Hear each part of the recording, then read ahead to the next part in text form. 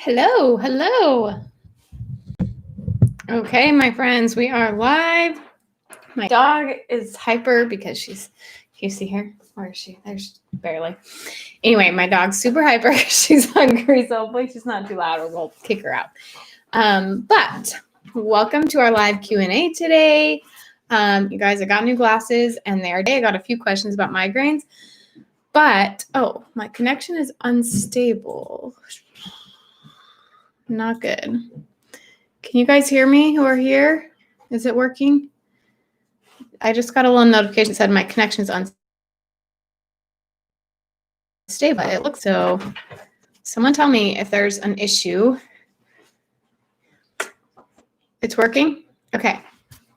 Hopefully this keeps going. I don't know why.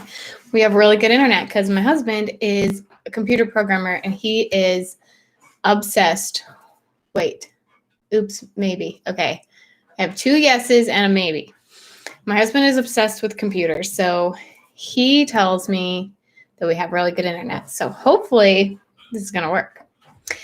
Anyway, I was talking about my glasses. So these are freaking ginormous because normally I wear contacts, but when I wear glasses, I can't, if I can see the rim, like the, can't think of the word, the outside part, it gives me a headache or a migraine. And so I have to get like giant ones. But anyway, we're going with that today. Okay. So thank you. I actually really like them. I think they're really fun. Sorry, I just got distracted as I always do. I was looking at my questions. Okay, you guys, anyone who's new here, just so you know, every Wednesday night, 7 p.m. Mountain Standard Time, I go live and answer all your questions from the week because I get lots of questions from Instagram and from, you guys, is my dog being loud? I'm sorry. She's just being a little loud in the back. Anyway, answer all your questions from YouTube comments and Instagram messages because I just want to answer you in full detail, but it's kind of hard to type that. And especially when I get so many, it takes a lot of time. So we got lots of questions today. And if you don't know who I am, I'm just going to assume if you're here, you probably know me. If not, I'm Amy Esther. I have several chronic illnesses. On my YouTube channel, you can learn all about all the things about my chronic illnesses or on my Instagram account as I talk about them there. Okay, so let's get started.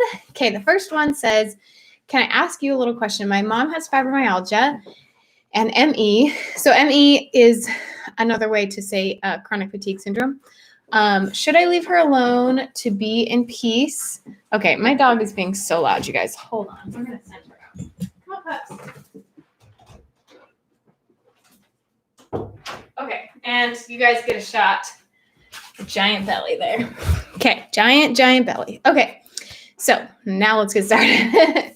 Okay, my mom has fibromyalgia and chronic fatigue syndrome. Should I leave her alone to be in peace when she has headaches, or should I go in and help her? I also struggling to massage my mom's neck because she's very delicate because she has fibromyalgia. Okay, so I think it depends on the person, first of all, because there are times, and I think it depends on, what pain you're experiencing. But I think that depending on the person, sometimes someone might like to have help with headaches or fibromyalgia pain or chronic fatigue, and some other people might not. So I think you need to talk to your mom about it. I would have just an honest conversation with her and say, hey, I love you and I want to help you. And it's really hard for me to sit and watch you and not be able to do anything. My husband, he's putting my daughter down right now, but if he was here, he would totally say he understands because he really struggles with feeling like he doesn't know what to do, like wanting to help me, but there's nothing he can do. And that's the truth is that sometimes there's nothing you can do. But just letting her know that, like, I want to help you, please let me know. And instead of just saying like, hey, I want to help you, let me know if you need help, I would say, I want to help you, and then give specific things. So can I get you an ice pack? Can I get you some medication? Do you want me to leave you alone? Can I turn off the lights for you? Give her specific things you can do, because I think sometimes when we just say like, hey, let me know if I can help you, then the other person is kind of like, well, I mean, when people say that to me, I'm kind of like scared to actually ask, right? But if someone says, hey, can I bring you dinner tonight? Then it's easier for me to just be like, oh yeah, you can bring me dinner tonight, instead of someone saying, can I do anything for you? Then I'm like, no, I'm good. Because there's a lot of things they could do, but it's like awkward for me to ask her things, if that makes sense. So I'd use specific things. And then maybe at a time when she doesn't have a migraine, I would go up to her and say, what should I do when you have a migraine? What do you want? What could be of the most help for you? Because again, I think certain people want help. Certain people would rather be alone. For me, migraines in particular, I would rather be alone, because any kind of sound or light or anything makes my migraines worse. So I don't really want to talk to people. I don't really want to have any lights on with anyone else, like watching a show or something. I don't want to do that. So I'd rather just be alone.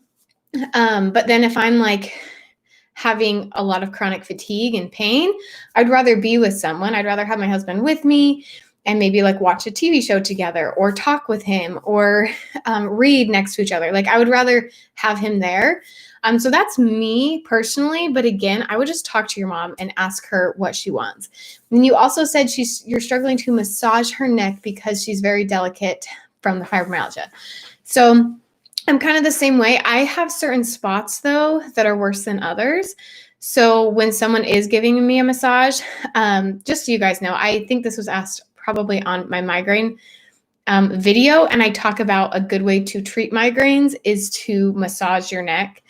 So that's why this question came up. But for me, there's certain spots on my neck that are really sensitive because of my fibromyalgia. So like anywhere up here is really sensitive, but like I love like being massaged back here. So for me, if I go to massage therapist, for example, I will tell them right away, like, hey, these are my sensitive spots. Be careful of these. If you go too hard there, I will let you know. These are the spots I can take a little bit more. And then same thing, my husband basically knows because he gives me a lot of massages. He is the best, but he gives me a lot of neck massages for my migraines. So he kind of knows the places to be more careful with, but I would just let that person know. So if you're the one massaging your mom's neck and she's sensitive, I would just say, hey, I want you to be really clear with me. If I hit a spot that's too hard, if I'm pushing too hard, let me know. Just be really open with her. Because again, we're all kind of different. We all have different spots. We all have different things we want when we're feeling sick. So have an open, honest conversation with her. Okay, you guys. Also, those of you who are here live, just so you know, you can ask any questions in the live chat while we are going. I have a list of questions here, and those are the ones that people have asked me like in the past week on Instagram or Facebook or YouTube. But I also answer questions live here. So if you have a live question, then definitely post it in the live Q&A box.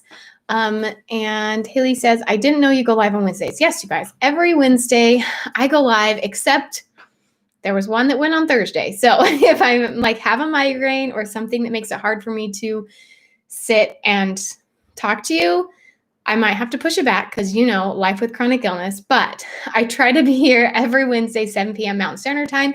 If I'm not, I will give you at least an hour's notice and let you know that it's like postponed till the next day. But so far, we've only had one day where we moved it to a different day.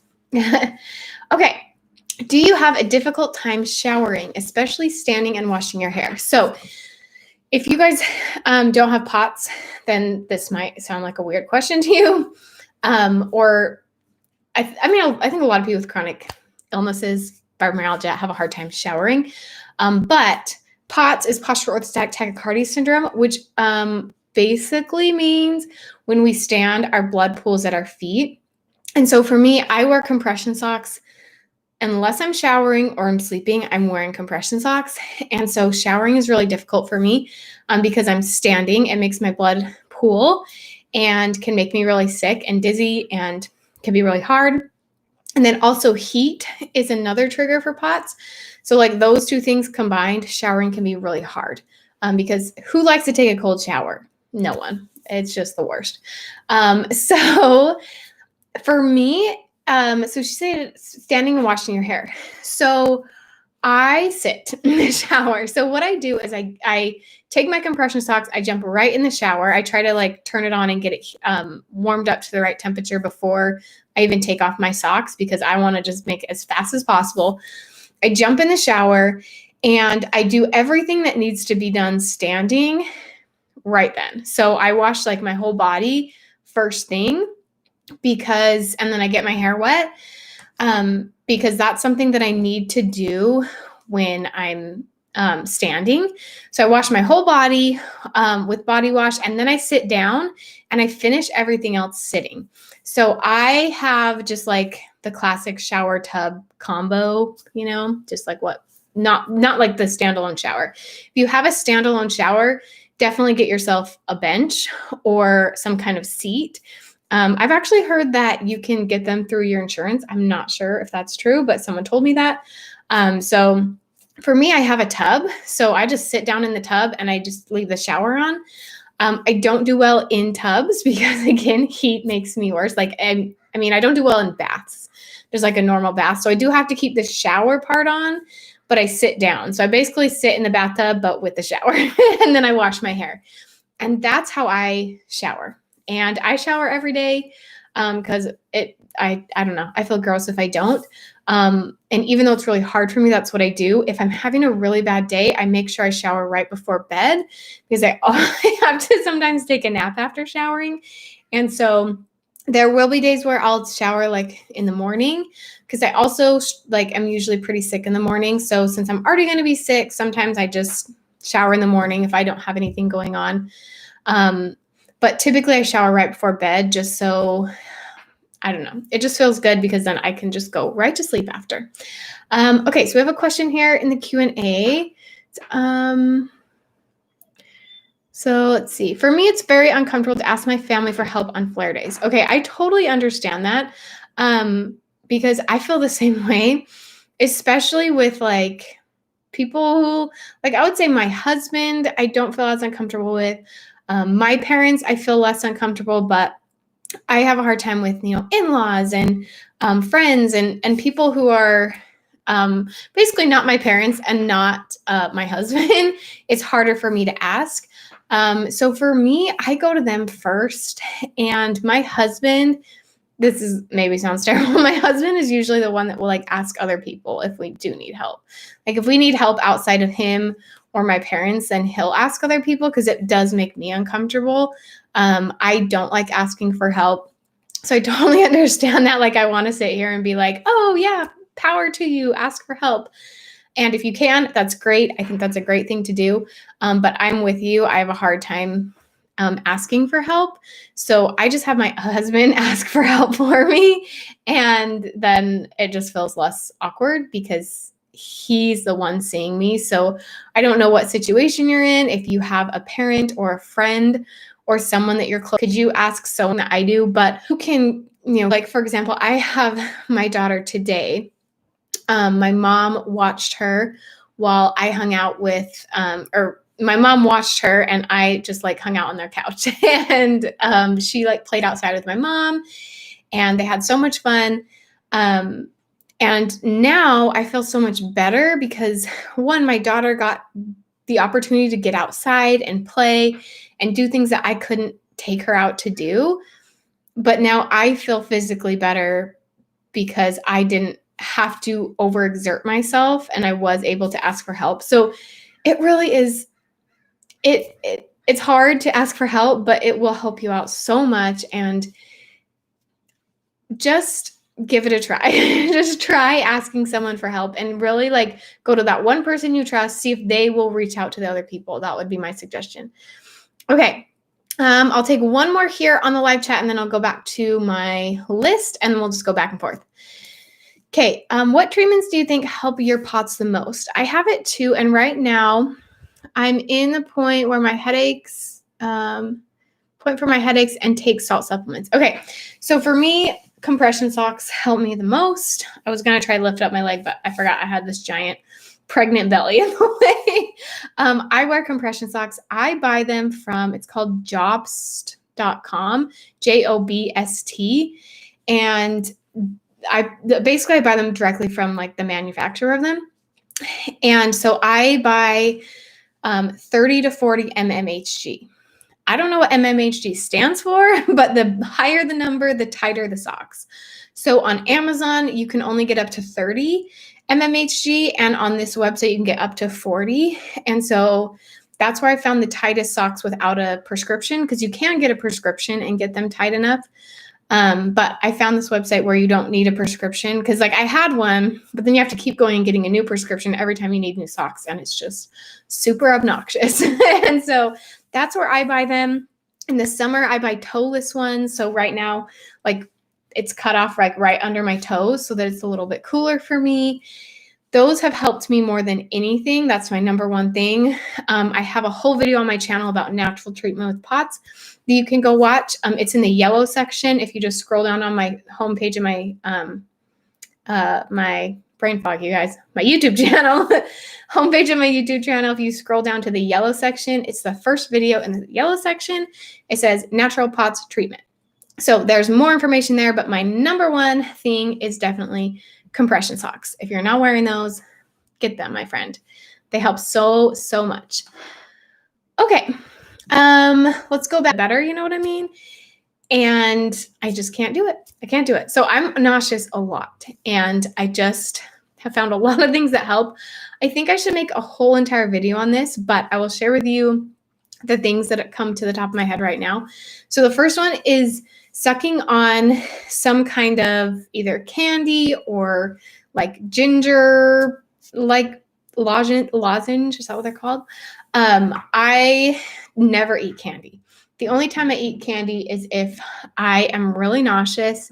I will have like a Jolly Rancher or some kind of hard candy, because my stomach doesn't do well with sugar. But if it's like a Jolly Rancher, just takes so much longer to go through that it doesn't upset me at least as much.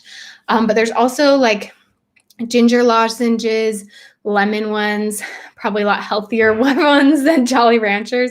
But for me, sucking on something that has a flavor really helps. Sometimes I'll even chew on like gum. That will help. But for some reason, having some kind of a flavor in my mouth helps, because eating doesn't really help, right? That just makes you feel worse. And so something that you can just keep in your mouth that slowly dissolves, like a lozenge or something, or gum, those seem to help me a lot. Laying down on your left side can really help any kind of digestive problem. So nausea, stomach problems, gallbladder problems. Laying on your left side if you're having bad constipation, anything like that, laying on your left side really helps your digestive system. And I find that helps my nausea a lot. Sometimes I will take like antacids. Anti-nausea medicine doesn't work super well for me, but that's something you could talk to your doctor about getting maybe a prescription for anti-nausea medicine. Those are things I can think of on the top of my head.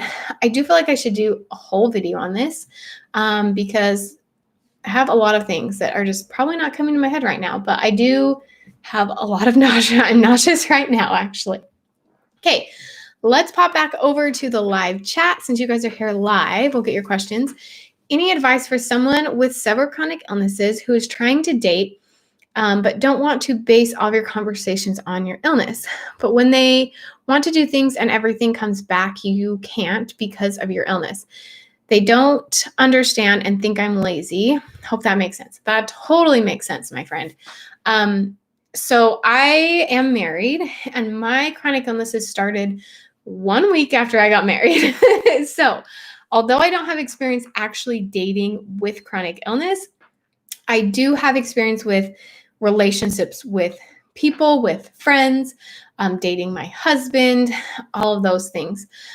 So my advice would be to mention your chronic illnesses if they ask you to do something that is hard for you to do with your chronic illnesses, if that makes sense.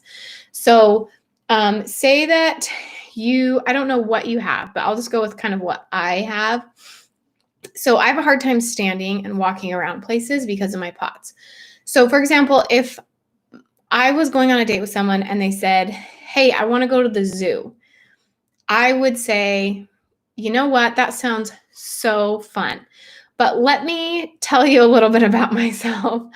I have this condition called Pcos. And I would say, it's a heart condition. My heart starts to beat really fast.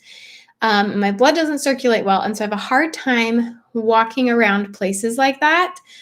So here's the options. I really want to go with you. So I could get a wheelchair and go with you if that doesn't make you uncomfortable to go on a date in a wheelchair. Or we could plan something else, or we could do a short zoo day. Maybe just go through half of the zoo. But I would tell them if it comes up, if that makes sense. And then once you're on the date, so say you go on a date, has nothing, like it doesn't affect your chronic illness. You're going to the movie theater and you get to sit and relax. And then you go out to eat after and you're having no problems. And you start talking to, I'm going to say him because I'm a girl who's straight. And so I would be dating a man. And I would say, you're just sitting there talking to him. And then, it starts coming up about your life. You're like, oh, okay, what do you do for your job? And you're like, well, I work part-time. I actually can't work full-time because I suffer from these chronic illnesses. And if it comes up in that way, bring it up. And we talked a little bit about this last week in my Q&A of like how much to share with people. But I would say bring it up and then let them lead the rest of the conversation. So if you bring it up and they seem like not interested at all, or they seem like they don't want to talk about it, then I would just change the conversation. But if you bring it up and say like, yeah, I have this condition called Pcos, and they're like, oh, really? What is Pcos? And they ask you a question about it, answer that question. If you answer that question and then they ask you another question, let them lead the conversation. That's what I would do, at least.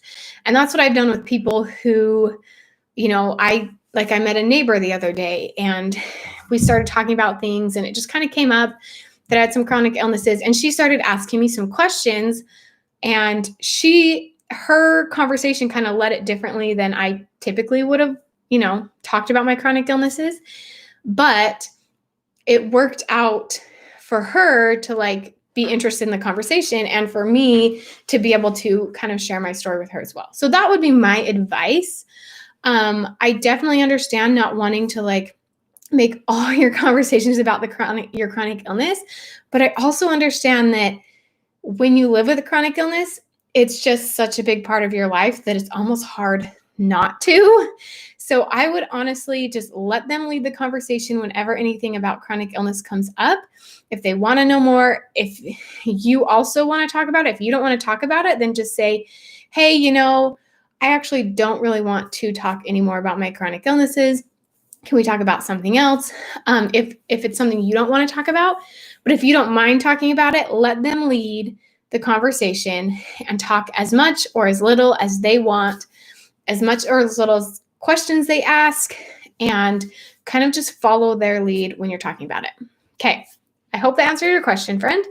If you have any follow-up questions, you guys can always send them in the Q&A or the chat box, and I'm happy to answer more. Okay, back to our questions. Okay, thanks for your video. Let's see, thanks, that helps. I pass out a lot, so I feel like it's only fair to warn him. Yeah, I would, if you pass out a lot, if you have POTS or something, some condition that requires a lot of things going on, right? And it could affect a lot of different situations. I would definitely bring it up with them beforehand. And then again, let them lead. If they want to learn more about your chronic illness, let them lead on that.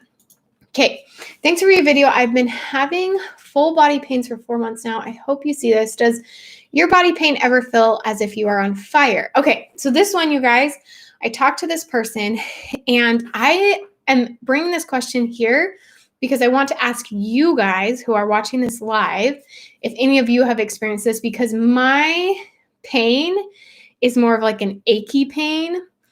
But she is saying that she's experiencing, she says she feels like her body is on fire. I have a bunch of burning all over my body. It hurts really bad. I have Hashimotos, SIBO, the MTHFR gene mutation, chronic migraines and neck pain, PCOS, and mild POTS, struggle with anxiety and depression, but I can't find anything about burning pain all over the body. So I bring this up here, you guys, because maybe one of you has more information about this than me. Again, the only burning I really feel is my face. My face burns. I get achy. Okay, Molly Anderson says, I get both achy and burns like fire. Okay, so our friend who asked this question, yes, so I should have said this was on a fibromyalgia video. So this person, was it on a fibromyalgia video? Actually, I don't remember. I'm pretty sure she had fibromyalgia, but now I'm not seeing it in the thing. So maybe I just made that up. Fibromyalgia, I have it in my feet, and I have fibromyalgia and achy and burns like fire. Okay, so our friend who asked this, there are definitely people who are typing in the live chat who have experienced what you're experiencing. We're saying it sounds like fibromyalgia. Someone else says, let's see. Oh, that's different. I honestly can't remember. For some reason, I thought this person had fibromyalgia, but I'm not seeing it in your question. So if you don't have fibromyalgia, maybe talk to your doctor about that. Again, for me, I only get it in my face. The rest of my pain is usually like more of like an achy pain. So you are not alone. Okay, so in the chat, we have tips to cope with trying to get my Hashimoto's medically diagnosed. Okay, my friend, totally understand this. In fact, I am still working with my doctor to get like an official Hashimoto's diagnosis. So I'm on the same page as you. I got diagnosed by a research center who said, we can't legally diagnose you. Like, we can't actually diagnose you. If we could diagnose you, we would. And here's why, right? So my primary care doctor totally believes me that I have Hashimoto's disease. We've talked about it multiple times. And every time I go in recently, he has tested me for it. So he actually tested me for it a week and a half ago again. And I'm waiting on those results. But what he told me and what this research center told me is that Hashimoto's is really hard to get a diagnosis on, because you basically have to be having a flare up when you are getting tested in order to get a correct diagnosis. And you can have it and basically be tested wrong over and over again. I think I got tested maybe twice before I'd gone to this research center and I got a full body scan, and they could see things all over my thyroid. And long story, I have a whole video on it, but basically I had been tested a few times, and I thought, if it comes back negative, clearly I don't have it. But that's definitely not true with Hashimoto's disease. So what I would tell you is to just keep trying. Keep trying to get that diagnosis. But until you get it, just treat yourself as if you have it. So my primary care he is basically treating me as if I have it. He will give me thyroid medication if I need it. Luckily, I haven't needed it when I went on the AAP paleo diet. It totally fixed things. And then I got pregnant, of course, and things got thrown off again. But he is willing to work with me as if I have it until we get an official diagnosis. But I would just treat yourself as if you have it. And in fact, literally today, I finished editing a video about natural weight disease. So when that goes live, some of the things that you can do. One big tip, try the AAP paleo. So many people who have ever had for me to stay on a diet when I'm pregnant. But I went to so many doctors and was told, one thing to remember is that you believe, you'll keep pushing. Once you get to the point where you start to doubt yourself and you start to think, well, maybe there's nothing wrong with me. I'm talking to myself because I totally did this. And you start to have these thoughts like, maybe I should give up. Maybe this isn't worth it. That's when you're not going to get your diagnosis, because you're going to give up. But if you just decide, okay, you know what? I believe me. That's the only thing that matters. Then you will just keep fighting until you find your diagnosis, you find the right doctor. Like I said, I found a really good doctor finally after going through way too many doctors. I finally found the doctor that believes me. He listens to everything I say. He tries to find a solution for all of my problems. So I want you to keep going until you find a doctor like that. I want you to keep going until you get that diagnosis if you know you have it. So that would be my advice for you. Only trust yourself. Don't listen to what other people or any test and of all, but I just don't want to read it all over again. But basically, she just goes through all the symptoms, which are a lot of symptoms because, life with chronic illness.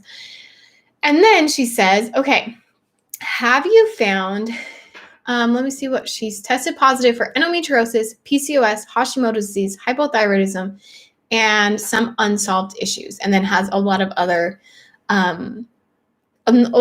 problems going on too. Some of it kind of sounds like POTS. She's highly likely she has POTS.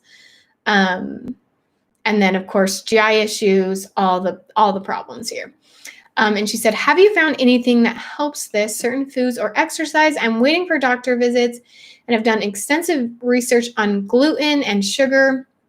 I'm just curious to other management and what caused flare-ups or meds, even over the counter. What I'm doing or what helps with POTS, because we did just talk about POTS. For POTS, again, this moment, I am not, everyone's bodies works different. Your diet does really, most all of my is just a stricter version. Up to a third of your blood supply can go to your, and so it can make you flare up if you're having, lots of POTS and stuff. Oh no, my live keeps freezing. You guys, this is not good. Is it still doing it? Okay, TC Boo says your live keeps freezing. How am I doing, you guys? That makes me really sad. I like to talk to you. Okay, I'm going to keep going. Someone else send me another message if it's still freezing up. And I'll talk to my husband. He's the computer guy and see if he can find a way for this to not happen. Bummer. Okay. Oh, I thought it was just me. Oh, no. Am I still freezing, you guys?